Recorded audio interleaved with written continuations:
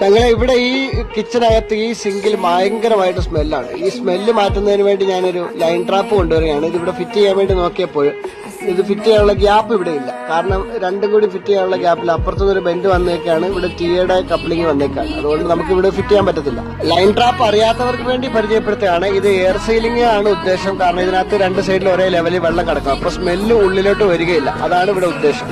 ഈ കിച്ചനകത്ത് സ്മെല്ല് വരുന്നെന്ന് പറഞ്ഞുകൊണ്ട് ഒരുപാട് ആളുകൾ വിളിക്കുന്നുണ്ട്. അവർക്ക് എല്ലാവർക്കും ഞാൻ ചെയ്തു കൊടുക്കുന്ന ഒരു സൊല്യൂഷൻ ആണിത്. എല്ലാവർക്കും പോസിറ്റീവ് റിസൾട്ട് ആണ് കിട്ടുന്നത്. ഇവിടെ ലൈൻ ട്രാപ്പ് വെച്ച് കഴിഞ്ഞാൽ എയർ സീലിംഗ് ആവുന്നുണ്ട്. അങ്ങനെ എയർ സീലിംഗ് ചെയ്താൽ മാത്രമേ സ്മെല്ല് ഉള്ളിലോട്ട് വരാതിരിക്കുകയുള്ളൂ. എയർ പൈപ്പ് വെച്ചു എന്ന കാരണത്താൽ സ്മെല്ല് ഉള്ളിലോട്ട് വരാതിരിക്കൂല. കാരണം സ്മെല്ല് ഉള്ളിലോട്ട് വരാതിരിക്കണമെങ്കിൽ എയർ സീലിംഗ് ചെയ്യണം.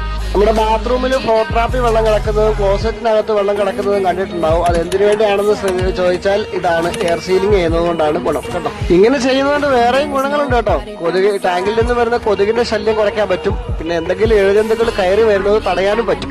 അപ്പൊ കൂട്ടുകാർക്ക് എല്ലാവർക്കും എന്റെ വീഡിയോ ഇഷ്ടമായി എന്ന് വിശ്വസിക്കുന്നു. വീഡിയോ ഇഷ്ടമായിട്ടുണ്ടെങ്കിൽ ദയവായിട്ട് ഫോളോ ചെയ്യുക, ഷെയർ ചെയ്യുക, നിങ്ങളുടെ വിലയേറിയ അഭിപ്രായം കമന്റ് ആയിട്ട് രേഖപ്പെടുത്തുക. അപ്പോൾ അടുത്ത വീഡിയോയിൽ കാണാം.